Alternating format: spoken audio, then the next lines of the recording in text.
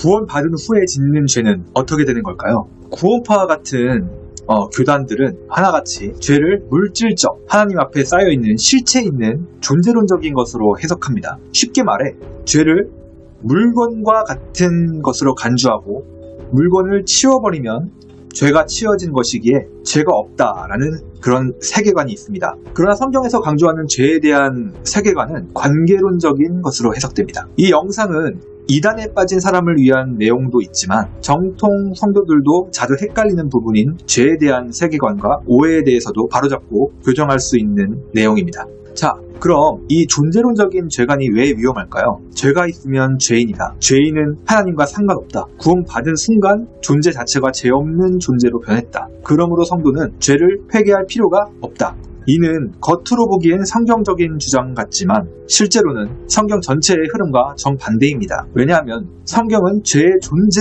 여부보다 하나님과의 관계 회복을 중심으로 죄를 설명하기 때문입니다. 성경은 분명하게 구원받은 신자에게도 죄가 있다는 것을 설명하고 있습니다. 요한일서 1장 7절부터 10절까지 보면 이 구절은 분명히 신자에게 주신 말씀입니다. 구원파에서도 이 자백에 대해 가르칠 때 구원받은 이후 회개는 하지 않고 자백만 하면 된다고 가르칠 때 인용했던 구절이기 때문입니다. 눈 뜨고 코 베인다는 말이 이런 상황을 두고 하는 말일까요? 요한일서에 우리라는 말이 많이 등장합니다. 여기서 우리란 어떤 사람들일까요? 불신자들일까요?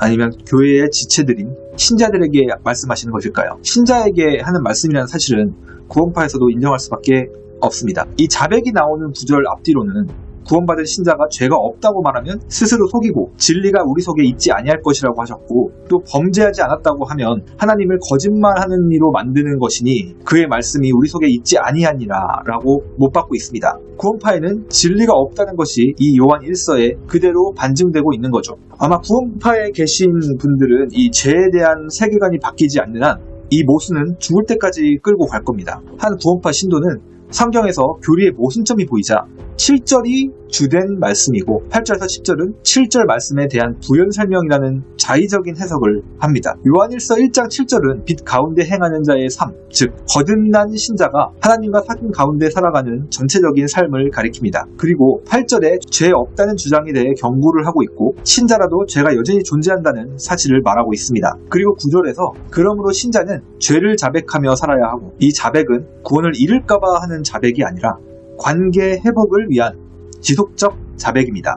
구원파가 자주 인용하는 구절은 죄가 있으면 심판받는다. 요한일서 3장 9절과 5장 18절은 여기서 죄를 짓지 않는다는 것은 지속적이며 습관적이며 하나님을 거역하는 죄의 삶을 살지 않는다는 뜻입니다. 핵심 의미는 하나님께로 난 자는 죄를 반복하며 즐기는 삶을 지속하지 않는다는 것이죠. 죄를 전혀 안 짓는 존재가 된다는 게 아니라 죄 속에 머무는 삶을 지속할 수 없다는 뜻입니다. 여기서 정통과 구원파의 가장 중요한 차이란 무엇이냐?